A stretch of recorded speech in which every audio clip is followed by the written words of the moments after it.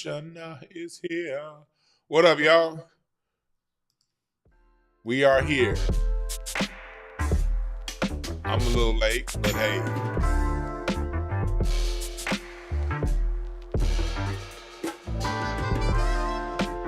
What's up, my fellow Americans? Let me fix this.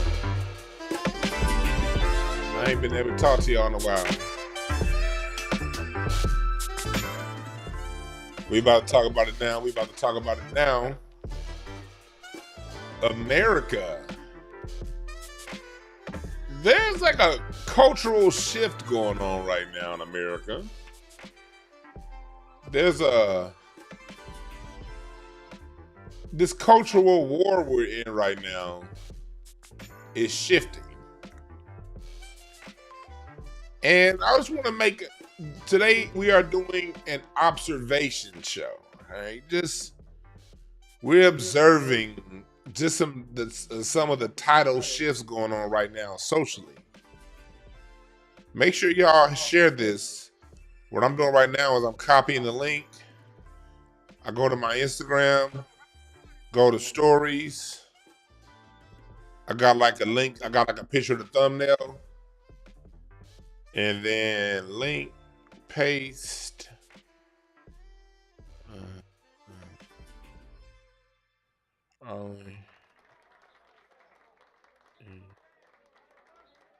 Are we finishing that show?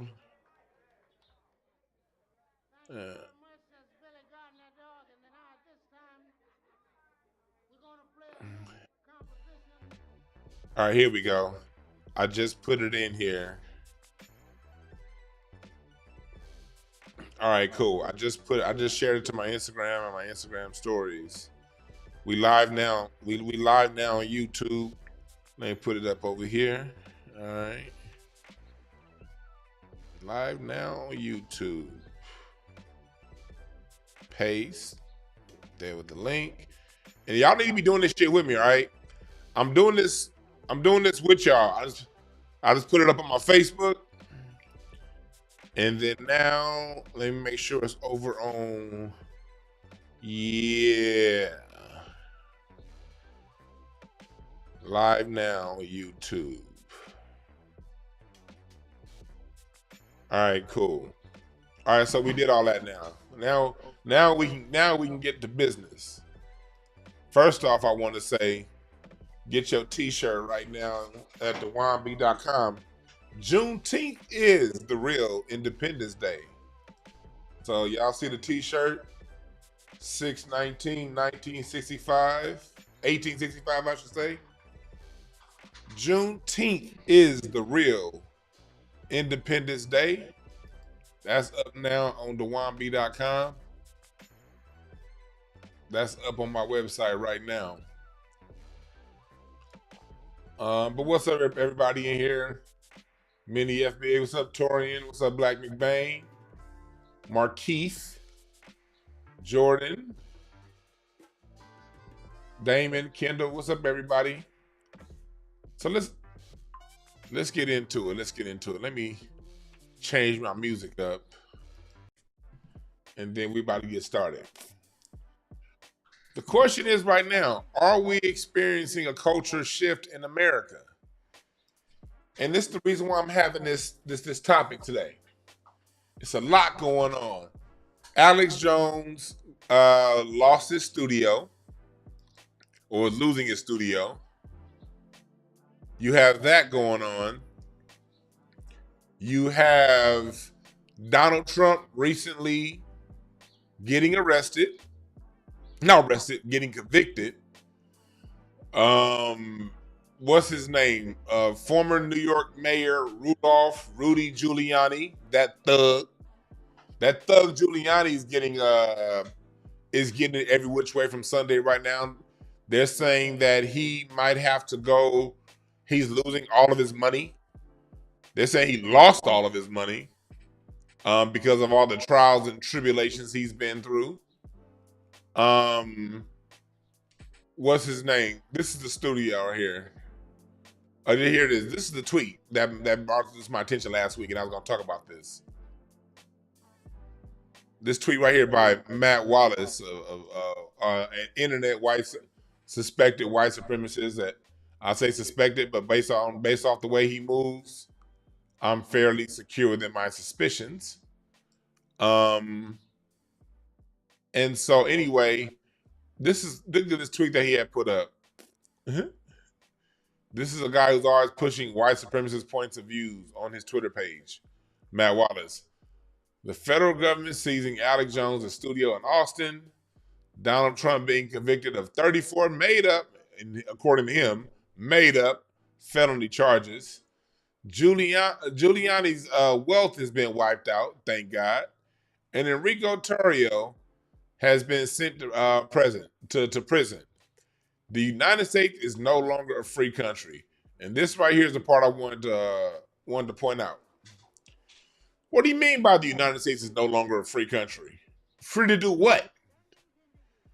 What I got from this, the way I interpret this as him complaining that the United States is no longer free for thugs of a certain color to get away with terrorizing people. You know, Rudy Giuliani, you know, he lost to a couple black women. Let's go back to that.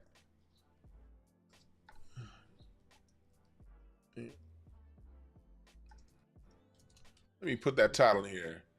Remember this. It was 2 black women that took down Rudy Giuliani. It's very rare that black people can take down someone with so much power. But the 2 women falsely accused. Here's one of them right there. Oh, sus. Here we go. Yeah. That's your ass, Mr. Old White Man. So, yeah. Are we experiencing a cultural shift in America? We got this going on. And you know what else we got going on? Hey, Torian, I'm gonna need you to. I want to do a show with you one day, Torian, right in the chat. Like, I would love to. I just saw you in the chat. As a matter of fact, hey, Torian, if you got the time, call in. I don't want nobody else. I'm gonna put the number up. If you got the time, I would love your opinion on this. If you have the time, my brother. I know I'm calling you out in front of everybody, but you might be. If he can't call in, people don't get mad. Nigga, I know sometimes I'll be watching YouTube and be doing something totally different where I can't call in. But Torian, if you could call in, my brother, I would like your opinion on this, on what we're seeing here. Is that going on? And then also, if you follow boxing, lately, the white supremacists have been backing Ryan Garcia. And Ryan Garcia has been their hype, their hope, since because he's been doing he's been on that conspiracy theory circuit. All right, Tori, and the phone number's right there on the screen. Call in. I'll get into that. I want to hear my brother guy. What's up, Tori? Is that you? What's going on? Yeah. What's up, my brother? Thanks for calling in, man. No problem. For those of you who don't know, before we even get started, tell them your YouTube channel. Torian Rain Reloaded. It's the same name as you can see it right there. That's in the chat. All right, I'm about to put it on here in the chat. There we go. All right, so I'm glad I saw you in the chat room, man, because I listen for those of you who don't know, even when I'm not in this chat room, I like listening to Torian's perspective, and I've been listening to him for well over 4 or 5 years now. His perspective. As a matter of fact, we first met at the first rally for reparations back in 2022. Yeah, that's when we finally got to meet face to face. But I have been listening to you even before I got active on YouTube, because you've always had an interesting perspective as for what's going on in society. So you've seen a lot of this going on with Alex Jones. I don't know if you know what's going on with Ryan Garcia, how they've been backing him and how he got popped for steroids. And so you kind of see, do you kind of see where I'm going? I want your perspective on this. Oh yeah, I definitely see it. And you know, right now, speaking of people they crashing out over is Caitlyn Clark. Oh they yeah. are crashing out over her right now because as people, if y'all, unless y'all been living under a rock, but I'll understand if you didn't know, she didn't get picked for the U.S. team, you know, to represent in the Olympics, and they absolutely lost their minds. I mean, they are going crazy right now on X. As a matter of fact, I had posted something on my X account today, and I said when people say that Caitlyn Clark didn't get picked because she's white, I posted up the 4 white women that got chosen to be on the team. I had someone in there that crashed out so bad they started bringing up Angel Reese's GPA. I'm like, what does Angel Reese got to do with it? She didn't get. I said she didn't even get chosen for the team. She's not even on the team. They are crashing out. Like, because look, this time 4 months ago during NBA All-Star Weekend, you had people literally going around saying that Caitlyn Clark could score points in the NBA. And and they really have been hyping her up while demonizing Angel Reese. And now to see she didn't make Team USA, these motherfuckers is crying pink, ain't they? Yeah, and the thing is, I'm like, y'all are the same people that said, we don't see race. Stop making everything about race. Why does everything have to be about race? And then lo and behold, that's all they've been doing for the last month. All they've been doing is talking about race. It's like they can't get it up off of them. You saw the great white hype, Tyson Fury get knocked out, get his ass whooped. We saw Nikolai Jokic, the quote so-called 3-time MVP, lose to that brother Anthony Edwards.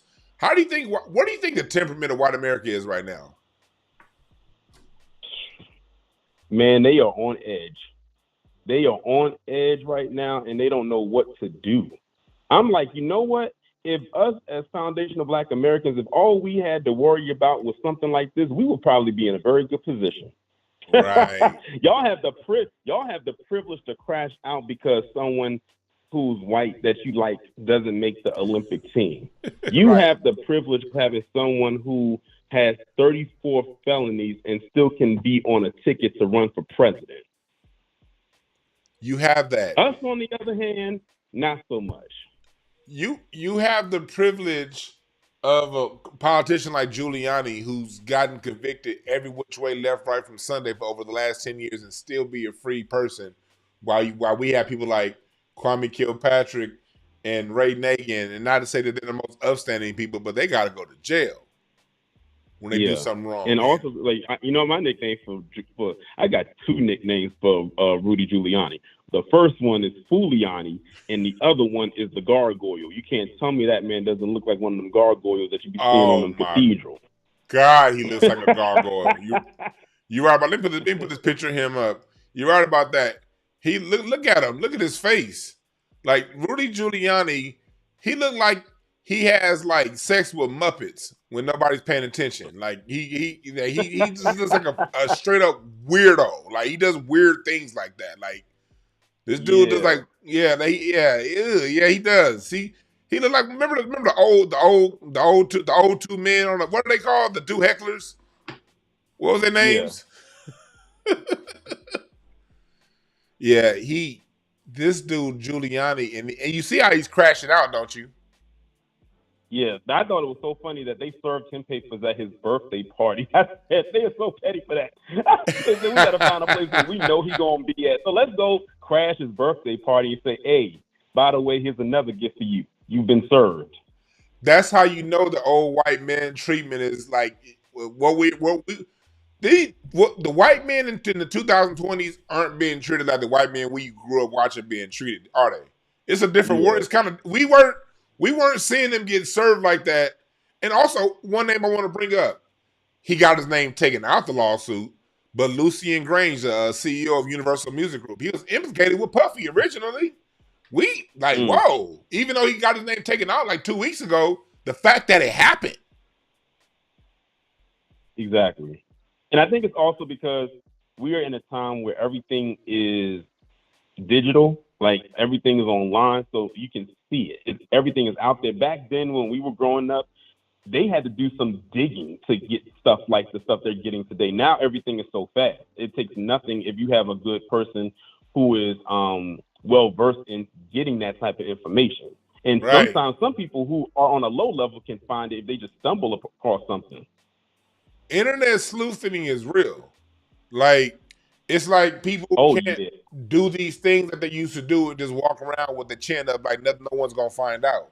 People, not only people are finding out, people actually care. Because remember, sometimes people will come up with things back in the past, but people still wouldn't really care. Now, people are caring now. Just like that guy, the one at the graduation, the one that went up there and got in the superintendent's face because he didn't want his daughter to shake his daughter's hand when she was walking across the stage. Yeah. The fact that when they did that, we didn't know the guy's name or nothing, but literally 5 minutes later, as I'm scrolling through the thread, people on X found that man's name, they found his face, they found where he lived and where he worked, and found out how many kids he has and who his wife's name is and all kinds of stuff just like that. God damn. For those of you who don't know what he's talking about, I have it up on screen right here. This white man right here, you see, if for those of you don't know what he's talking about, you see this graduation, the black man is into the bottom left of the screen right there where my cursor is, and the girl's graduating, she's coming across the screen, and watch this. Here he comes. See the white guy with the white shirt? He just came in, and really, and this dude was like a high up at the, what, he like a principal or like a superintendent?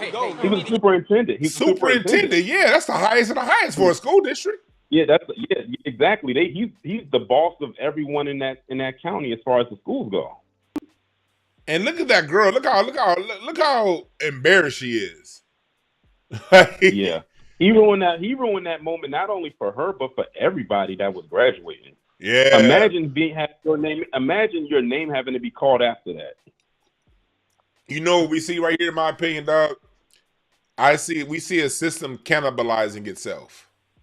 Like, oh, definitely. It's caving in. Go ahead. I said it's imploding on itself. Yeah, that's what I think when I see this. I mean, your hate, because when we were kids, remember they would tell us, "Oh, hip hop is changing the world. White kids and black kids are growing up on hip hop together, and the world's going to be different." Well, when we look at this man that just did this, his girl's graduating high school. That means he and I are probably around the same age. This man is probably born in the late 70s, early 80s. So he's that generation that we were told when we were watching MTV back in the 90s. Remember, in the 90s, all you saw was them saying that, hey, we're all coming together. Now, 30 years later, we seeing this. So remember what they said after 9/11? That lasted for like 2 weeks. Man, I remember when 9/11 happened. I was in college, and I remember I pissed everybody. I didn't know I was about to piss all them white people off, but I did when I said this is the first time I felt like an American in my whole life. They didn't know what to do with it. I remember just like I was in college. Miss Nancy Hemmert, Santa Monica Junior College, communication, and I was in an intercultural communication class when 9/11 happened, where the whole point of that class was to talk about communicating interculturally. And the people of color, even they were offended when I said that this is the first time I felt American. Right. So, man. So where do you think this is headed? Well, I find it interesting that this is an election year and all of this is happening because it's like, we would have things that would just happen here and there, and then it'll be some like pocket of space where nothing was going on. But all of this is happening all at one time. Like, I don't think we've ever seen anything quite like this happen in a vacuum like this. Of course it happens, but not so repetitively, like so consecutive, like literally back to back to back to back the way that it's happening. I don't really know which way it's headed, but I do know this. I'm going to enjoy the ride along the way. Me too. Because like I said before, white tears taste like lemonade with equal in them. Lemonade would they taste. So like they about to be crying like a motherfucker right now. So and again, this isn't about all white people, but for those of you who participate, because this is matter of fact, this isn't even necessarily about white people. This is about people who believe in the ideology of an anti-black ideology. And yeah, because it's not Yeah. just white people, it's people of all different colors who believe in an anti-black agenda. There are people of all different colors who believe in discriminating against people based off the color of their skin. There are people of all colors that believe that people who have darker skin should be on the bottom and people of lighter races should be on the top. So this goes out to all you. I gotta stop letting these other motherfuckers off the hook by making it just about white people. It was just about white people back in the 60s and the 70s. In 2024, it ain't just about them no more. And I think that's something we gotta make clear, you know? So did you have any closing thoughts? Nah, that's not really. I'm just looking at my post that I put it on X. They crashing out again. It's like every time. It's like if you post something, anything about Caitlyn Clark on X, them people, I don't know, they just fly like bees to honey and just flock to that post if you're not kissing her ass. I put a one last week about the synergy between Caitlyn Clark and Angel Reese. It had like almost 1 million views on mine, and then like Sky Sports Canada did it. Some other sports commentary in like the Midwest, they reposted it, and all of those had millions. I'm still getting. Let me see if I got any notifications now. I'm still getting notifications from that fucking post. I literally just said, when people say Caitlyn Clark got left off the U.S. team due to race, I put up the picture of the 4 white women on the U.S. team that made the team, and you got some of them trolls underneath the post. One person trolled so hard saying, "Who said it was because of race? Did someone actually say that, or are you just stirring the pot?" I said, "Now come on, really?" Right. You want? I know you're trying to gaslight, but that's not going to work. It's not gonna work. It's not gonna work. But you see how angry these people are getting. And this is about a sport too. They don't even watch women's sports like that. They don't even care about women's sports. The fact that they own, and like I said with the synergy, the only reason why you care about this women's sport is because you have a white woman on the court with a black woman. The black woman has all the pizzazz. She has the star power, as evidenced by her having damn near 1 million more Instagram followers than Caitlyn Clark. She's the one that got it, and you have a white woman that's good enough. Well, at least in college, she was good enough to dominate black women. And anytime you got that thing where you have a white woman that's good enough to where she look like she can possibly be as good or dominate black women, they're gonna be on it. They don't care. They don't have to care about the sport. They got a white woman that beat up they beat out that can beat a black woman. Then when she beat Angel Reese again, a white woman beat a black woman. That's all they see, and that's all they need. And my biggest issue is these niggas that go around supporting it and being master slave manipulators along with these white folks. To me, I don't know how you feel, dog, but to me, they like white folks, non-black people, they gonna be racist. They gonna do what they do. How do you feel about these niggas that go along with it? They are clearly in it for the grift. I saw a recent post that Jason Welllock waddled himself onto his X account and said something. It was ridiculous, what he said. But I said they all just grifting at the end of the day. I was actually watching a stream from another fellow member of the New Black Media. Shout out to Kid Gravity. Someone came up to Kid Gravity. I can't even replicate the nonsense that I heard from the 2 people that came up there trying to defend Caitlyn Clark. One of them was a white guy trying to come up there to defend her, and there was another one that was a black guy. He was calling the women, like some of the women in the WNBA. Well, he was mainly talking about Brittany Griner. And I think that's another reason they're mad. Brittany Griner made the team and Caitlyn Clark didn't, because you know everything that was going on with Brittany Russia and all of that. So I think that's another reason they're mad.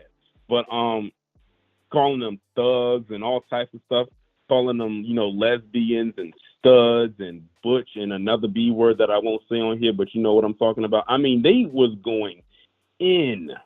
And then they're going to come up on my comment section. Who said they made it about race? Stop it. Right. For those of you listening, this is Toria Rain Reloaded here on YouTube. Tell them again where they can. It's Tori and Rain Reloaded. Make sure you say you make another comment in the top in there so I can put it up on the screen so they can know to follow your channel. What do you have coming up on your channel this week that they can expect?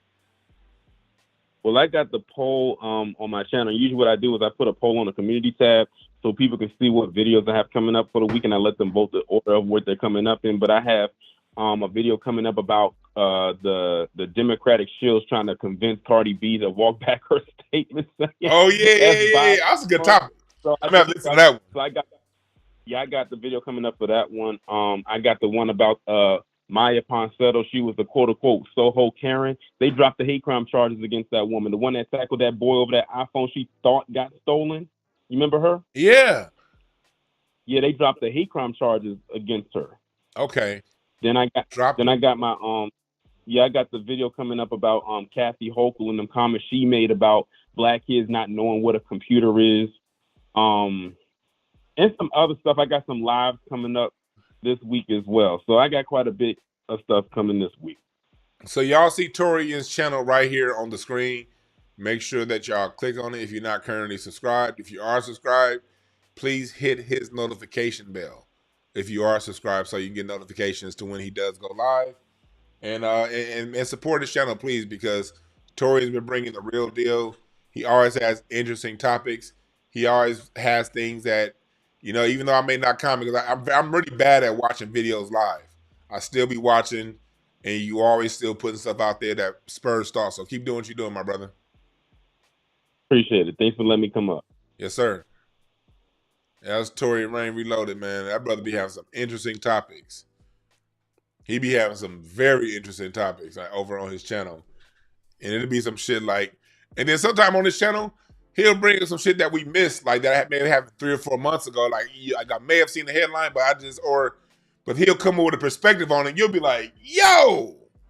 So please make sure y'all follow his channel. But so back to what we're talking about here. I'm not taking any more calls right now. I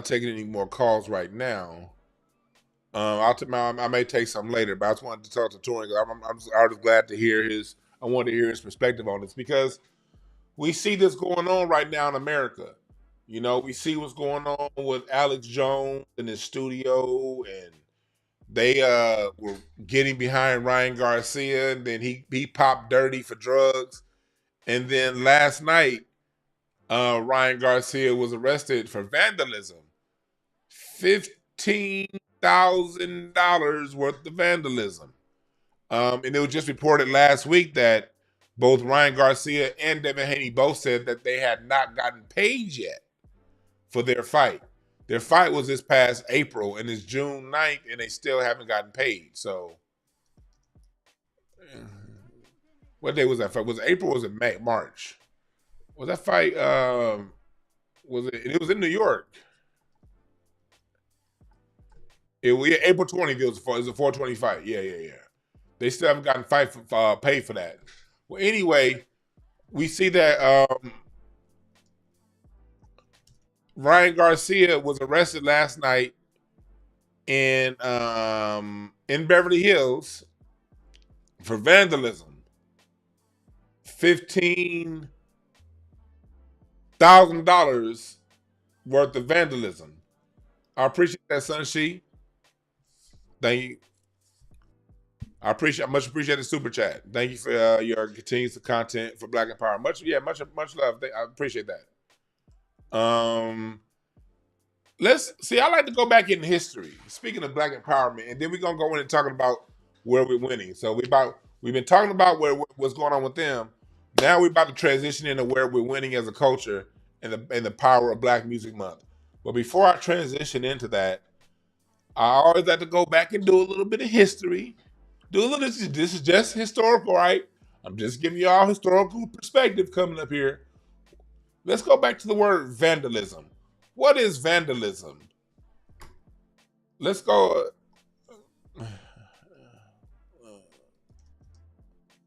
Let's go into the definition of vandalism, okay? Browser share. Vandalism is an act involving deliberate destruction of or damage of public or private property. Vandalism is a deliberate destruction of something.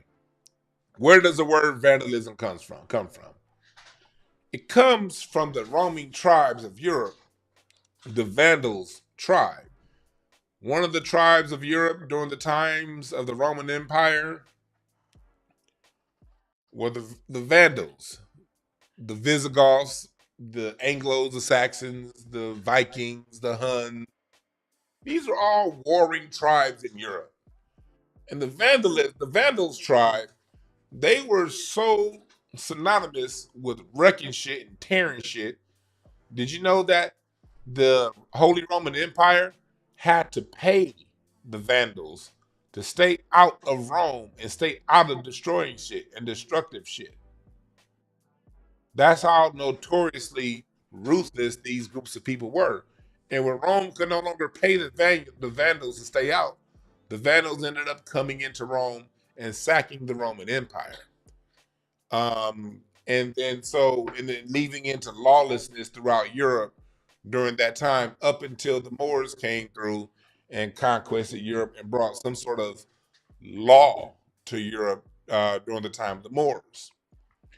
But I said that to say, whenever we're talking about words and people say don't use the word nigga, or what's wrong with black people, what's wrong with these people, understand this, that the people that are around now running the United States, running Europe, running the Western world, are descendants of tribes such as the Vandals.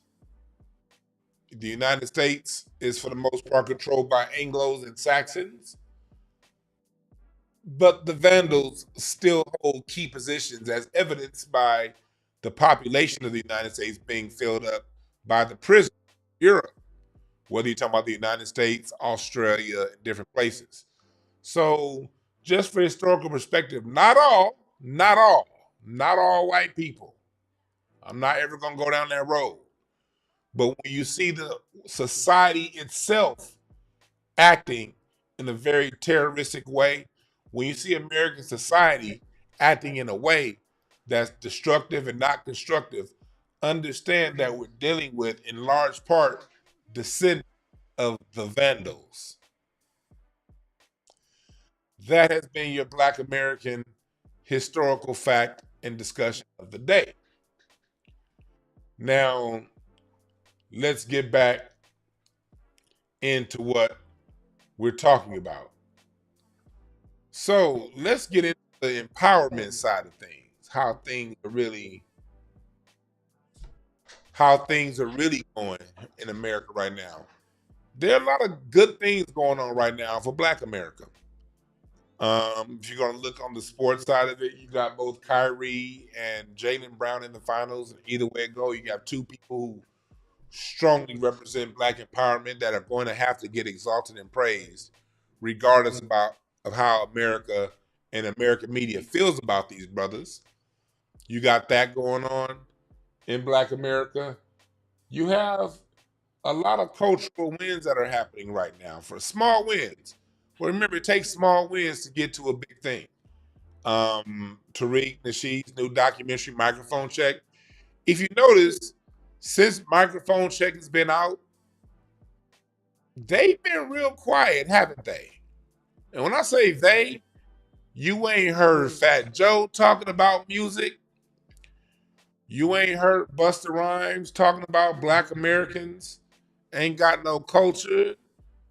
You ain't heard nobody going around saying hip hop is Jamaican.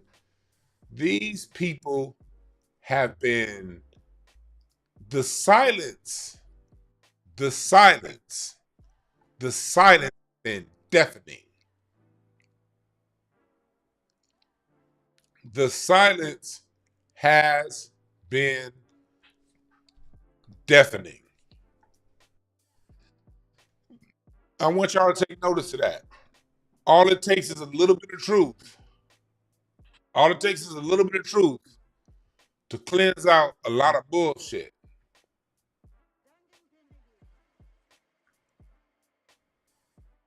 A little truth. That's all it takes. Is a little truth.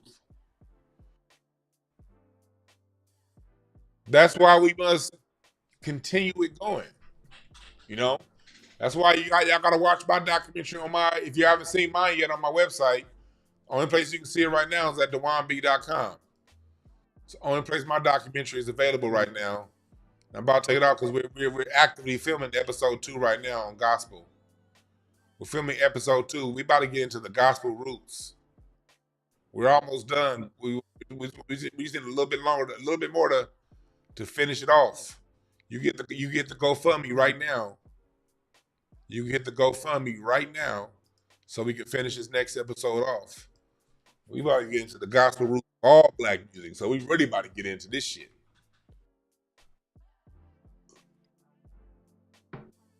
But they've been very quiet. But that comes from us speaking up.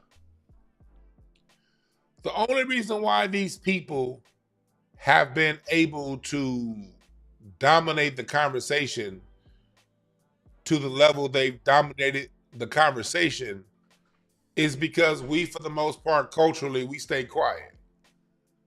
You know, that's one thing about us as a people. One thing about us as a people, we tend not to really give a fuck. We be like, we care, but we don't care. It's like, we know people say things about us. We know people lie on us. We know a lot of us lie on ourselves. But we, for the most part, don't be tripping. Because black Americans have this thing about getting along. We prefer getting along over our own well-being sometimes. And that is a leftover condition of slavery. That's a condition of slavery. The whole, okay, I'll sacrifice myself so everything else can run smoothly. That's what slaves do. And unfortunately, we spent a fair amount of time in slavery, recent time, and a lot of the mental part of slavery we haven't gotten away from us. But I will say this. I will say this about us. I will say this about us. We have been doing so good.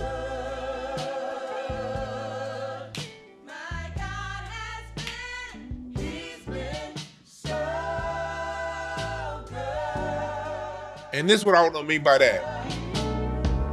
Because in church, the thing that this is where gospel music gets it wrong. Black folks, through church, we've been waiting for everyone to be good to us. My Lord, we've been waiting for everybody to treat us fairly. We've been waiting for God to do something to us. But you know what we've been doing lately? We've been good to ourselves. We've been really good to ourselves. And through us being good to ourselves, how have we been good to ourselves? We've been speaking up for ourselves. We've been passing history around to each other and down to the children. We've been more compassionate with us as a people over the last decade or so.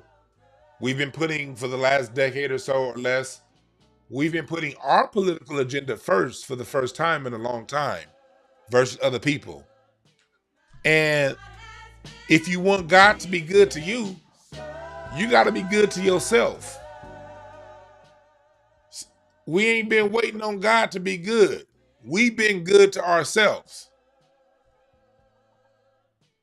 And I think it's with the change in perception in how we see ourselves, the change in how others see us has correlated along with it because we've changed how we see ourselves. You know what I mean? We've changed how we've been treating ourselves. We haven't been like a lot of us, you know how we be getting down, black folks. we'll hear them idiot coon ass niggas talking, and we'd be like, whatever, just let them talk, let them talk. Lately, we ain't been letting the coons talk. We've been going at Stephen A. Smith. Look at what we doing with Stephen A. Smith. Stephen A. Smith this year got called out by Monica McNutt, black woman, put him in check. He got put in check by Isaiah Thomas, the NBA legend, Jalen Brown. He been getting put in check by Kwame Brown. I mean, black folks have been really rallying against those people who don't speak for us. Stephen A. Smith has been getting it. And he's been getting it from us. He's been getting it from us.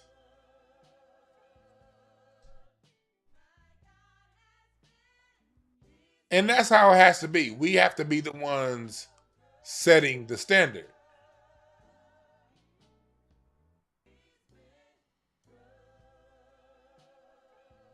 Y'all notice how they are trying to tell us, black folks, y'all be complaining too much. Why don't y'all know?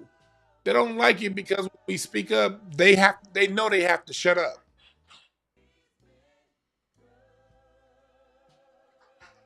So we've been seeing this going on and happening lately. So I want to send out a big salute and to say we must keep it going. We must.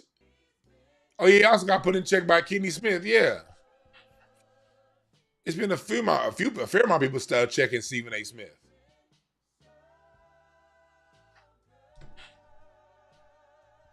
You know? It's been a whole lot of checking going on. Oh, you ever see me at the bowl this summer? Oh, hell yeah, you gonna see me at the bowl. Shit. I'll be at the bowl next week. The Jazz Fest is coming to the bowl next week. Hell yeah. I love the Hollywood Bowl. I'll be there next week. God damn it.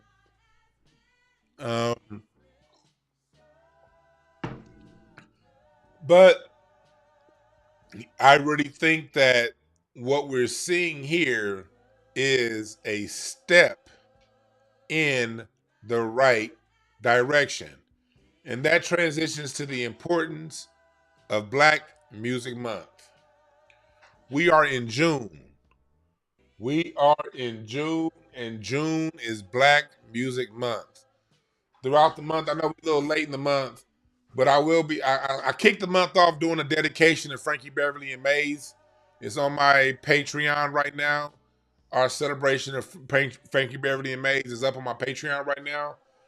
We about to kick into some more live music shows. I'm gonna try to do one tonight. I'm not guaranteed, but Quan, you in the chat? My mods, we should be doing mix. I'm 50-50 on the Mixcloud tonight. I'm telling you right now, I'm 50-50 because it's really just my schedule. I'm supposed to be somewhere, but that's 50-50. If I ain't got to be there, we will be here on Mixcloud tonight. And if I don't get the Mixcloud in tonight, we'll definitely get it in tomorrow.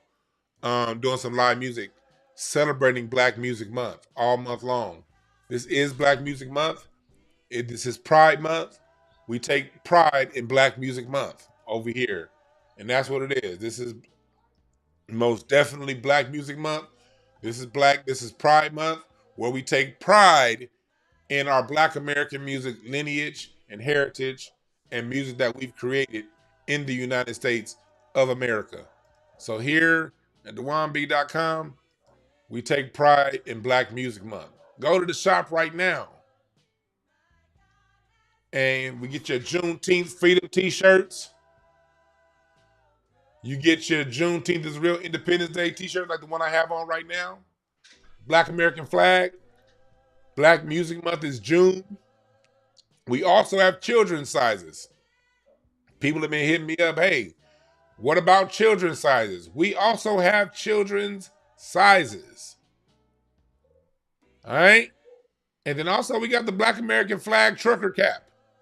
For those of you who wear the baseball caps, the trucker caps. We got the Black American Freedom Flag trucker cap right now at DWannB.com. Go to DWannB.com. We got the limited edition t-shirt. And then for those of you who subscribe to me on my email list, You got an email. Those of you who bought a t-shirt in the past and bought some stuff in the past, check your emails. Check your emails if you bought something in the past. You have a nice little discount that got sent your way, 15% off for past customers. If you're on my email list and you did not get the email for 15% off your next purchase, hit me up, info@Dwann. I'll share with you the coupon code. But you got to be part of my email list to get it. I'm not putting it on here. So if you've ever bought something in the past, you should have gotten an email with 15% off. If you did not get that email and you want to get something and it's only good for this month, hit me up, info@dwann.com. I will hit you back with the coupon code. All right? You individually. I ain't putting it out here. You got to be on my email list for the discounts, people. We also got during Black Music Month, we got the Black History Music course. We got the music courses up right now. We got $100 off the full course, but you got to be a part of my email list to get that discount. You feel me? You feel me? Dwann.com. So let's go into why is it important that we have Black Music Month. I was the other day, I saw this on Tariq's Instagram page, Tariq Nasheed's Instagram page. And listen to this right here. Listen to this right here. Oh, hold on. Audio, where you at, big? Okay, here we go. Let's go back. England started drill music. Oh, really? Yeah. And Chicago started drill music. Oh, hold on. Y'all didn't get that. My bad. My audio was off. My bad. Let's go back. England started drill music. Oh, really? Yeah. Man, Chicago started drill music. Don't come in with that. I did not know that. England started. This British dude nobody want to hear that. Looking like a knockoff version of Cameo. Ain't this nigga looking like what's his name from Cameo? Get this old Cameo knockoff nigga looking ass out of here.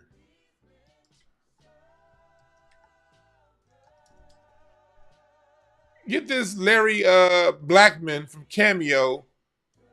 If you don't get this knockoff Larry Blackman looking nigga out of here, and don't he look like him? A knockoff version of him? If you don't get this knockoff Larry Blackman out of here, England, and this is recent. This ain't even old shit. Drill music just started in the last decade and a half. Clearly out of Chicago, King Von and all them people.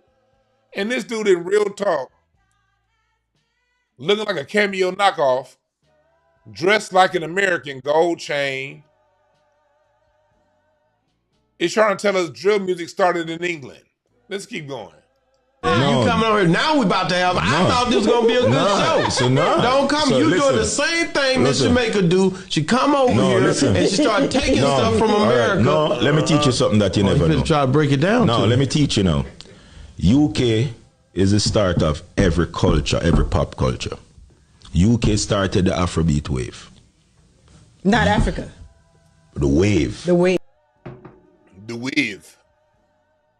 UK started every culture, and then he jumped to flash in the pan ass Afro beats. That flash in the pan ass genre, which Fela Kuti was in the UK. Let's go do a little bit quick history.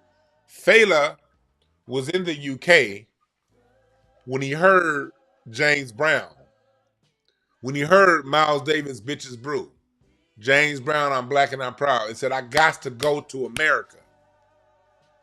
And it was when he came to America that he got the militancy within his music, that he got the backbeat behind his music that grew into what we now know as Afrobeat. Afrobeats, because they're not that creative, I guess. They added an S onto it. Is an updated, modified version of Afrobeat that uses United States of American style instrumentation. Blues, bar structure and rhythm and blues music structure. But instead of putting everything on a one like we do, they play that silly ass do do do do do do do do. Let me give y'all an example. Cause y'all know I got live drum sample packs also on my website too. I'm a drummer. But here's one of my Afrobeat grooves I have in my drum set and my sample packs. Oh, here it is. This is Afrobeat. Come on now, what's taking so long? What's taking so long to play?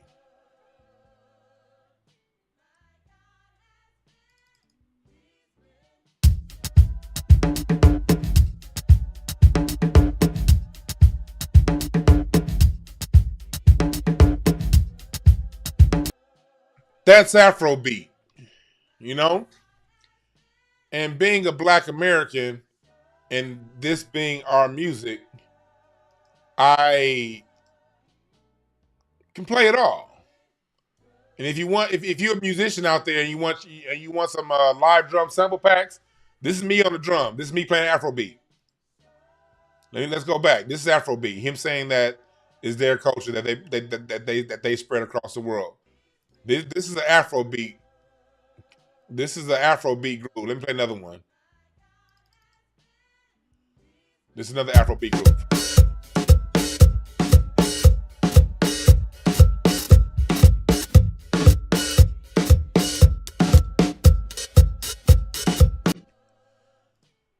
That's Afrobeat versus funk. Another sound of ours.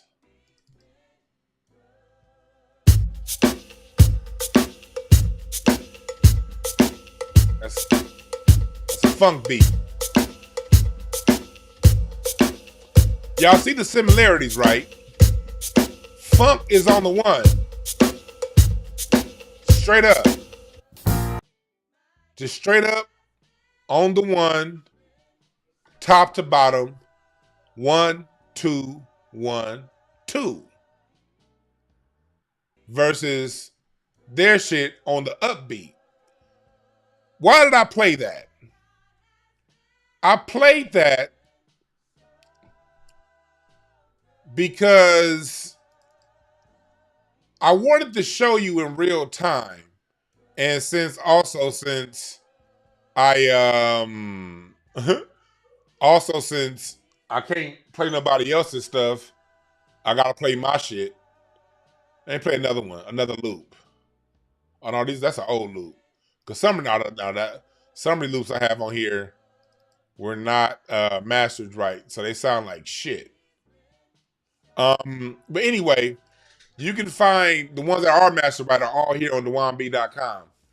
So you see, when it comes to the beat, their beat is a variation of our beat.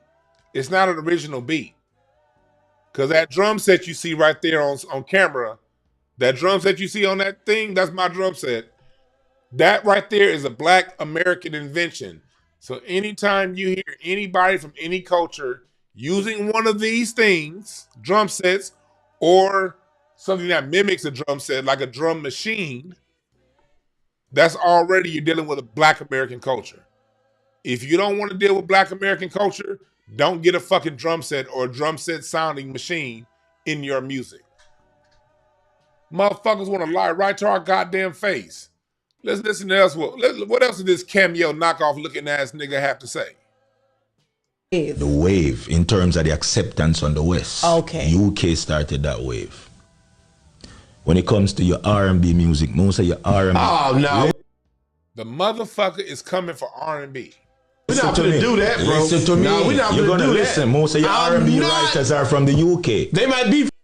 Most of your R&B writers are from the UK. Who? And this brother right here from there. No, but listen, you telling me that the blues and all the stuff we done, the blues started in there? You know what I said? I said R&B. Yeah, I'm gonna say okay. No, and you know Mississippi, man. No, blues is American thing. You talking about America? R&B is not American. It's not. R&B is not American.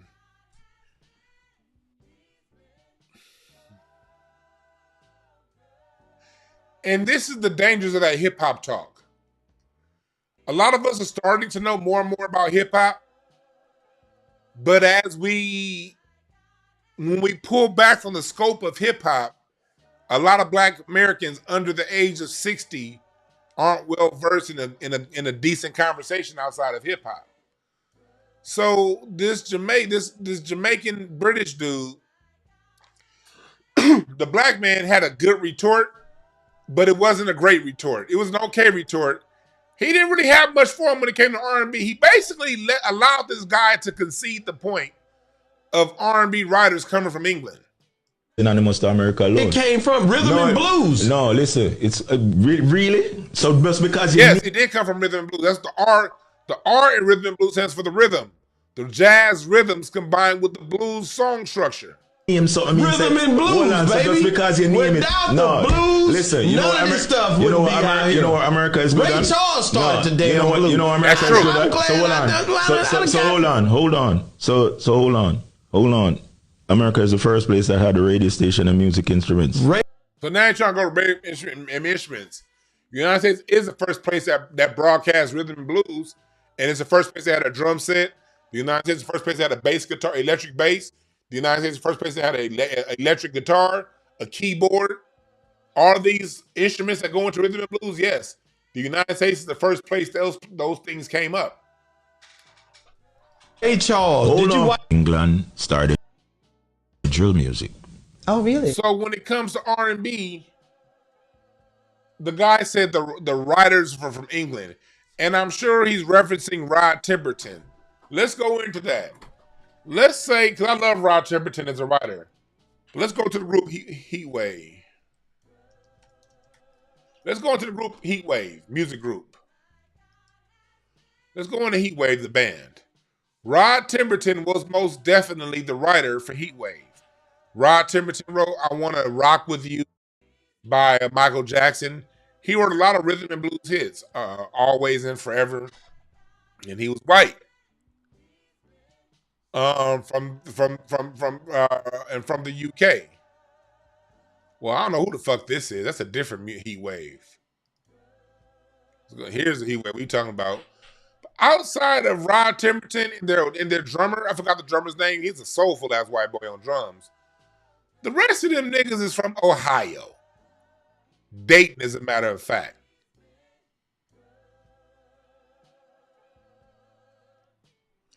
Yeah, Ernest Biebler-Berger. And Ernest, he just died like earlier this year. The drummer from Heatwave, that white drummer, he was dope as fuck.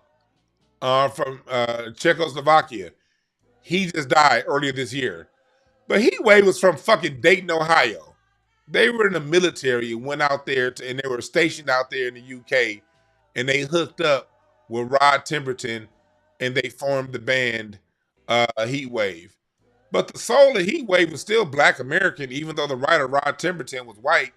You have groups like the SOS Band that come from not SOS Band, Loose Ends. Because Loose Ends, which kind of sounded like the SOS Band, they come from the UK. Ain't no fucking no goddamn white R&B writers from no goddamn UK. And that's the importance of understanding that's why Black Music Month history is so important. That's why June is so important to celebrate Black Music Month, because we have to know these things. Our culture is so precious and so golden. You got people coming from every which direction trying to lay claim to any little thing that they can lay claim of when it comes to our culture. And we got to keep reminding people, man, nah, fuck that shit. Hands off. Hands off our culture.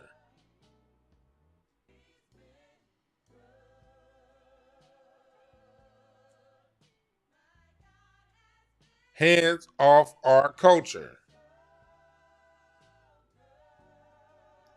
That's a good question, Hula Gang. Speaking on how these hip hop fans act like hip hop is separate from other black music, yeah, that's where hip hop fans have gone wrong the whole time. Hip hop is, and it really comes out of, it starts out of New York. Yes, I'm gonna talk shit to y'all. The New Yorkers who ain't on that bullshit, like my man Breeze in the chat, y'all know. But we gonna speak to the ones who are on the bullshit because that's where it starts from. Acting like hip hop is some unique golden child from that, like God blessed us with this totally unique new sound that's just different from everything else, and it's called hip hop. And hip hop is uniting the world and the culture like nowhere else. And the bars and the bars and the bars and the bars. Nigga, hip hop, I be telling y'all did not do nothing new. You are the baby of Black American music. You are the, in some ways, feral child of Black American music because you're the first generation of Black American music that was not taught music. That's why sampling became such a big thing, because America chose to pull the instruments out of the music, out of the schools, and sampling when the 90s came around and the 80s came around, got to be a big thing. So you no longer had to create your own music, you sampled other people's. So hip hop, since you sampled so many tracks, since you sampled so many tracks and lines, and the people who made it to the pinnacle of hip hop, whether it be Jay-Z or Drake, they're both mimickers who's done nothing but steal lines from R&B. So because hip hop has taken so much from all of the other forms of music, jazz, blues, rhythm and blues, funk and disco in particular, hip hop, you must acknowledge your home roots in Black American culture and music, because you've taken so much from it. You've taken a lot, hip hop. And that's why I want to say this right here. I want to say this right here. I got a public service announcement for hip hop.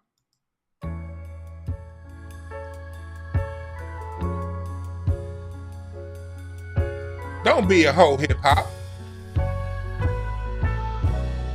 That's some hoe shit.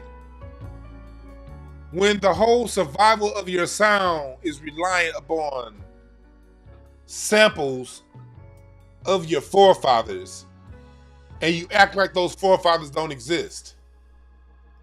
When you use dances that were both used in both hip hop and R&B, because the hip hop dances were passed around through Soul Train and through the Arsenio Hall show later on, whether it be hip hop or rhythm and blues.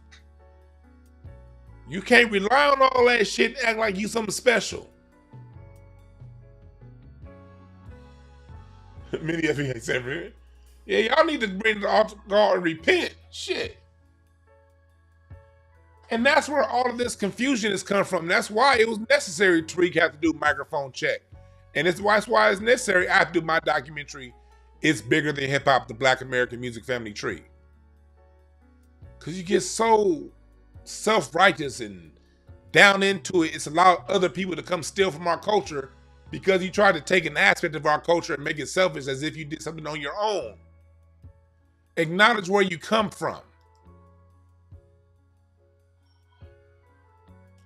Let's say one thing about Black American culture. Yeah, don't be a hoe. I gotta make this message about Black American culture. This is something that I thought about in a Facebook post that I saw someone commented a few weeks ago. I made up, and I've been meaning to talk about this. We gotta be able to recognize culture as a people. I was on a Facebook discussion with somebody I respect, somebody I got a lot of love for, but we'll be going back and forth on Facebook sometimes. He owns a business down in Dallas. A few businesses. Good brother down in Dallas. We were talking about Tupac, and he was talking about how Tupac was was from Baltimore and from New York, but he's perpetrating being out in LA and taking on the LA gang life. And I told him that, I said, let me tell you something about LA. LA, we're used to people not being from here. LA is bright lights in LA. We're used to people coming in here and falling in love. And we have a certain rule here in LA. Just embrace us and we'll embrace you. Don't perpetrate and act like you something that you ain't. But whatever you are, people are going to test it. And Tupac was a true Gemini. Somebody who was a poet, a scholar, and a thug. He played both sides of it. And because he came to LA and LA embraced his militancy, LA embraced Tupac because he was against the system. LA is a very against the system city. The West Coast, we against the bullshit out west out here. Out west, we're very unified. LA don't fight Oakland. Oakland don't fight San Diego. Now niggas is moving to Vegas. We don't fight out here out west. We have certain little shit talking we do, but we, for the most part, we get along out west. We ain't like a lot of you niggas on the East Coast where people from New York be hating on other niggas because they from a different borough, or Philadelphia niggas hating me. We don't do that out. We talk service level bullshit, but overall we pretty united out west. You know, because it's so few of us relative to everybody else. On the East Coast and down south, you guys, black people, are in larger numbers. So you guys have the luxury to pay these regional beefs. You guys have the luxury to pay two East Coast cities that are 90 miles apart. You guys have the luxury to play these games against each other. We out here out west, we don't have that luxury. We understand that we all black. That's one thing y'all East Coast niggas can learn from the West. Y'all saw what happened with Kendrick Lamar, and they not like us. They ain't like us.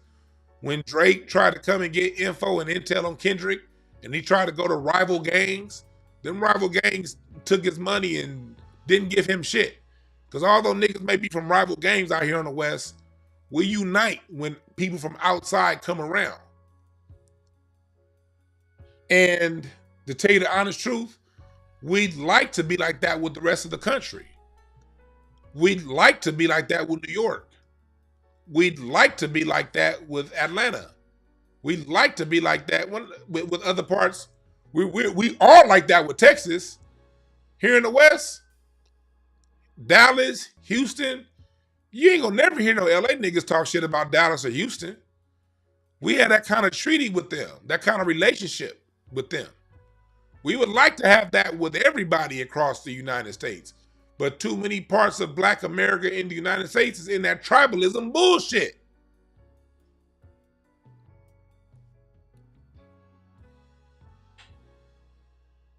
When it comes to Black American culture, whether you're from Chicago, Seattle, Baltimore, Oakland, LA, we have a unified culture in the United States.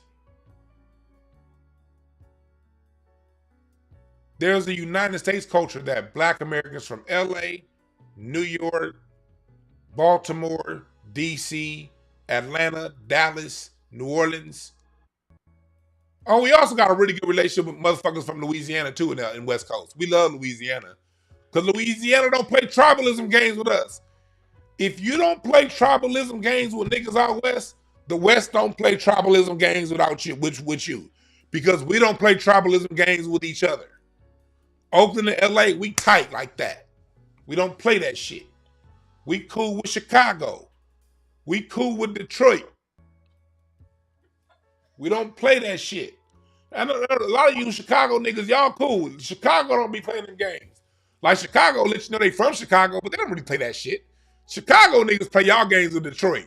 That's where y'all battle is. Chicago, Detroit, St. Louis, you niggas be going at it.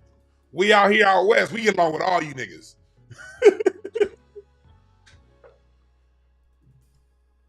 But we have to recognize that there is an overall Black American culture. That if you're a Tupac Shakur, born in New York, raised in Baltimore, spent time in Oakland, Atlanta, and really became a man in LA, you fit in because it's still a Black American culture.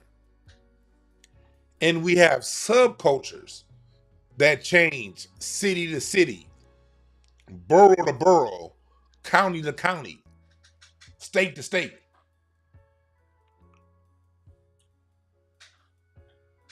So remember that we have an overall culture as Black Americans from the United States that's a common shared bond that has minor differences and nuances throughout the nation, and the differences in the nuances between us comes down to our cultural environment, the weather patterns, the job environments, and our reactions to how white supremacy exists in our environment.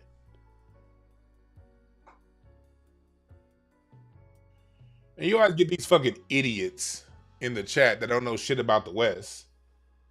Your name is Vengeance, so people with names Vengeance don't spend much time studying because you got a death mission. He said, Mexicans were killing black people in LA neighborhoods to clear out black people, and the brothers did nothing. Your mama has one titty. Fuck you talking about? We ain't scared of no goddamn Mexicans. You know how many goddamn times black people responded? The Mexican gang members have the Aryan Nation on their side and the white police. And that got discovered in court. The banditos, the sheriff department, and the gangs within the LA County Sheriff and LAPD departments that work together against black people. And yes, we bust back. Not me personally, because they ain't never done nothing to me. But if you out here, you know the stories. When they try things, they don't try for long because things get happen out here and things get done. It's the reason why they don't fuck with us. So if you watching the news on the East Coast, you don't know shit. So just shut the fuck up and listen to a real nigga talk.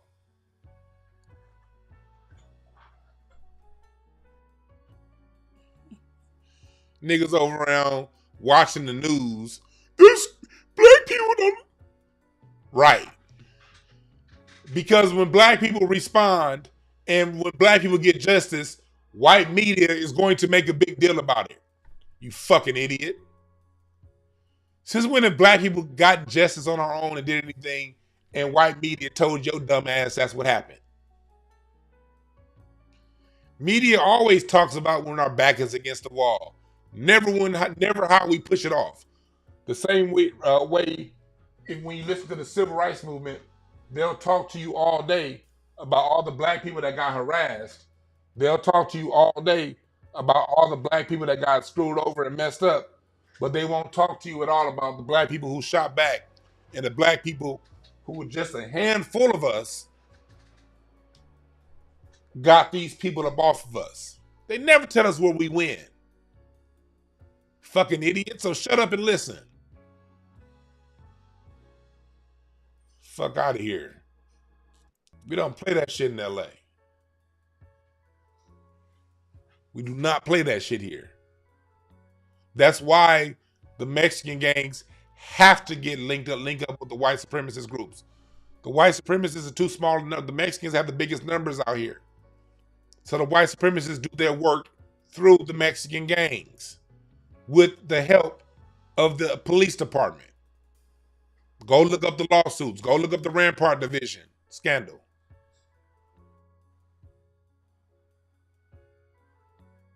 Yeah, you gotta be in California to know. See, out here out west, y'all really don't know what's going on out here. Y'all just be hearing shit on the news like, yeah. All right.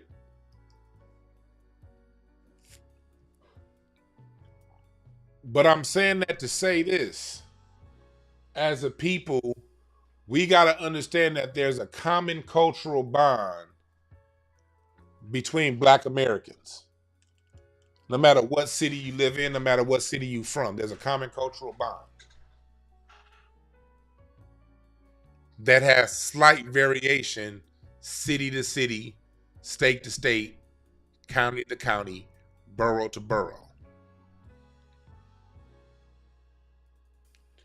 And we must always keep in the back of, in the front of our, not back of our mind, because it is in the back of our mind. We have to bring it to the front of our mind that we are one. We have to put it to the front of our mind that we are one. Let me see if I'm gonna try. I'm not gonna get a strike. I'm not gonna get a strike.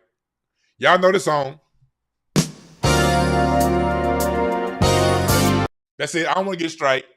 But y'all know that song. dun dun dun dun dun dun dun dun dun dun.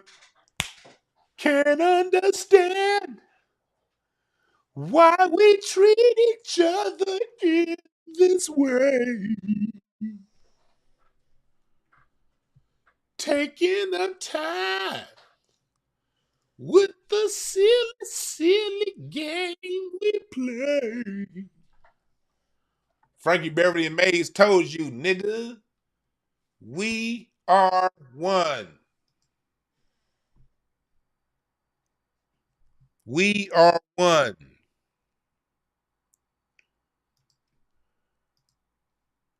I got that episode of Celebrating Frankie Beverly Mays up now on my Patreon. I also got some of my Black American Music History class up there too over on Patreon. Going over to Patreon, I got some really, really dope shit going on over on Patreon if you're not subscribed already. You right about that, Quan? Tethers cannot relate to that song. Star ready to get up and dance. We are one.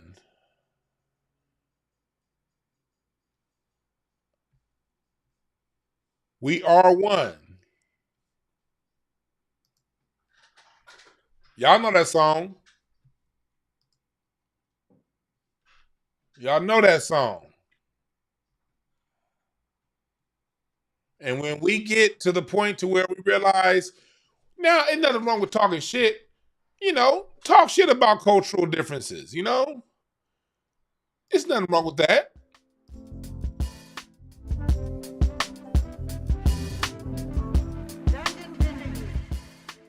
You know, like out west, we like talking a little bit of shit. You slow niggas down south, especially you niggas from Fort Worth that pronounce 7. I'm going down to 7-11. You Dallas niggas, well, all you Dallas niggas live somewhere off Ledbetter. It's good to talk shit. It's good to talk shit about Philly niggas and how angry and how they be hating on each other. It's good to talk shit about how angry ass New Yorkers and how you motherfuckers is loud and y'all not as funny as y'all think that y'all are. It's good to talk shit. We have a shit talking culture. I like talking shit about niggas from Detroit and y'all purple gators and pink suits y'all be wearing in Detroit. I like talking shit about y'all. You Miami lime colored Art Deco looking ass niggas is funny to talk about. All you niggas like it's good to talk shit from you weird ass niggas that live in Seattle that be having hoop dangling earrings. Y'all niggas be looking weird as fuck. To you Baltimore niggas, I hate the way you Baltimore niggas talk. All that shit. The accent in America that I hate the most, that is the Baltimore accent. You niggas got the worst goddamn what it do? What it do? What you gonna do? What it do? You Baltimore niggas, y'all accent is annoying as fuck. You dig? But let's just keep it that way. We talk a little bit of shit, but y'all still my brothers. I'm down with all you niggas and whatever you do. You know, I hate DC go-go music. But when it come down time to it, nigga, let's play some Chuck Brown and ride on these other motherfuckers for once. Y'all can talk shit about LA niggas. You know, LA niggas, sometimes we be thinking we know it all. I get it. Y'all can talk shit about LA niggas. We be thinking we the shit because we are. You know, let's have fun. It's good to joke with each other because that's what we do culturally. Culturally, we joke with each other. But let's just leave it at the jokes. Because after the jokes, we won.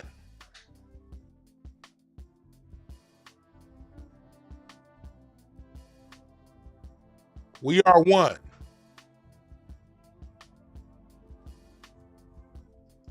He said, I grew up off Ledbetter. Every Dallas nigga has either lived or they got a cousin that lives somewhere off Ledbetter. All you Dallas niggas, either you live there or your cousin do. Somebody you know live off Ledbetter if you in Dallas. That long ass street.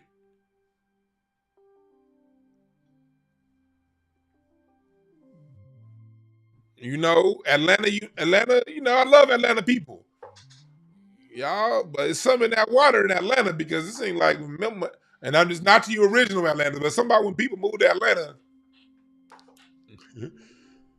when niggas move to Atlanta, they booty holes start looking like this. My bad, that was too much. That was too much. Hoes be this wide open. Still love you, Atlanta niggas, though. It's just jokes. It's just jokes. Atlanta nigga.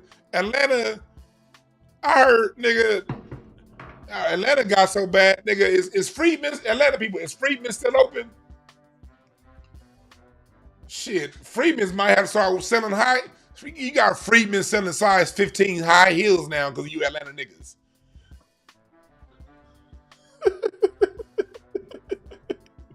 Freedman selling size 15 heels looking like goddamn freeway on ramps.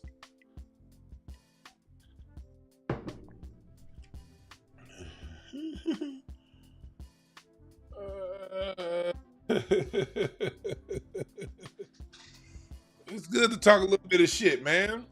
But at the end of the day, I'm still brothers with gay black men and women. I'm still brothers with Chicago black folks. And I'm still brothers and sisters with DC folks and Miami folks. We can crack our little jokes, have our little intercultural warfare because it's fun. And then let's get back to loving on each other and being kind to one another and being fair to one another and listening to one another, caring about one another, sharing with one another, having compassion for one another. Let's forgive one another. I appreciate the Cash App on code with the Cash App. Much appreciated. But we got to get to that point with each other, where we care, we share, we love each other. We got to get to that point with each other, okay? To where we forgive each other and forgive ourselves. Go to thewannb.com. I got the discount for returning customers. Y'all should have gotten y'all email if you bought something before. You should have gotten the previously purchased email that went out. We got some stuff on sale. We got the Black American Music Family Tree t-shirts on sale this month. And we have the hoodie on sale too, because it's the summertime. So get the hoodie and t-shirt now. We got the John here. We got the Scholars t-shirt that's for sale right now. We got the Bigger Than Hip Hop t-shirt on sale.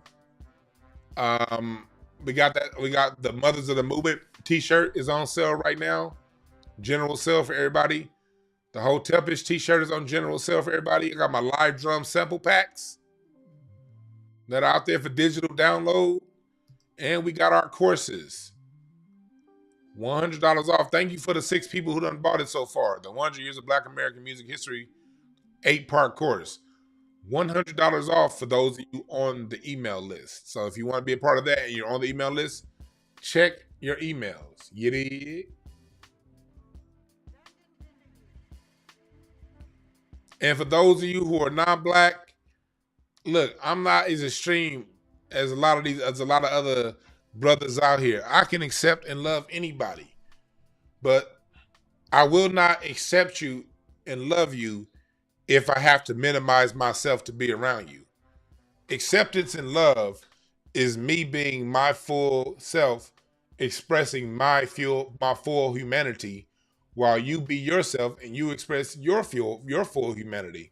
And we can love and respect each other based off both of us standing like men and women.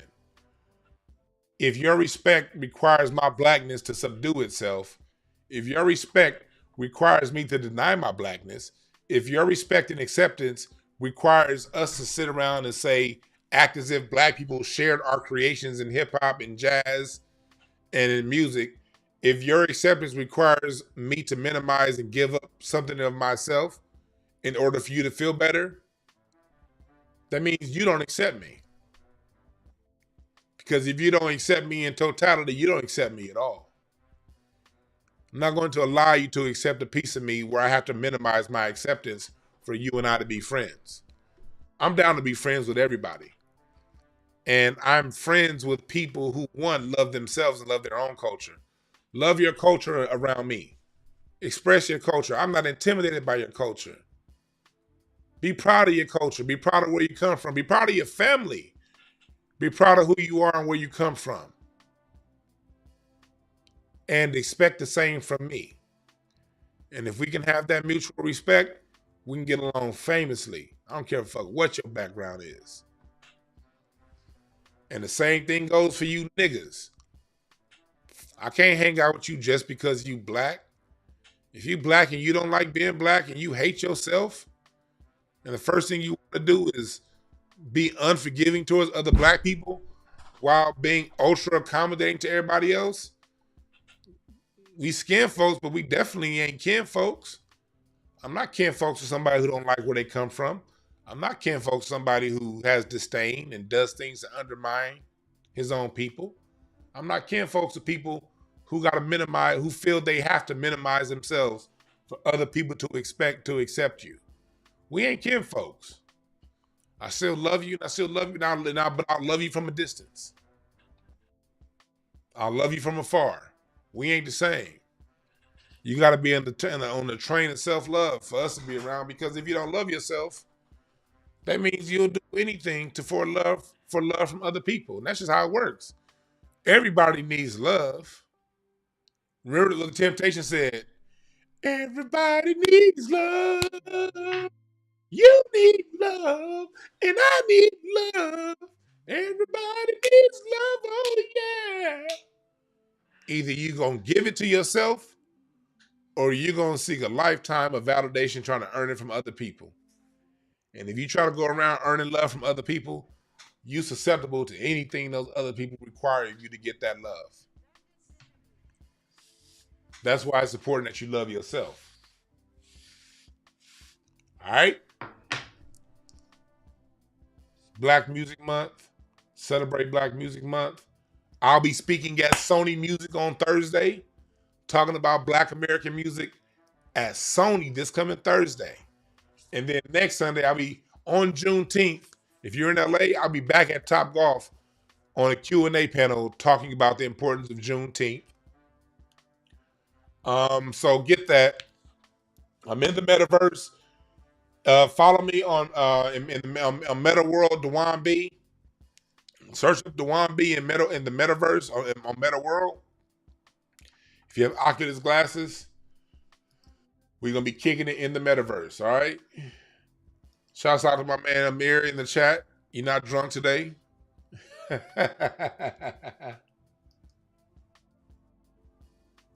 Yep. The only American music is jazz, and jazz is America's classical music. Everything comes out of jazz and blues. All right. But thank y'all again for listening. I think I'm gonna head down to the Drew League and watch some basketball. I'm out.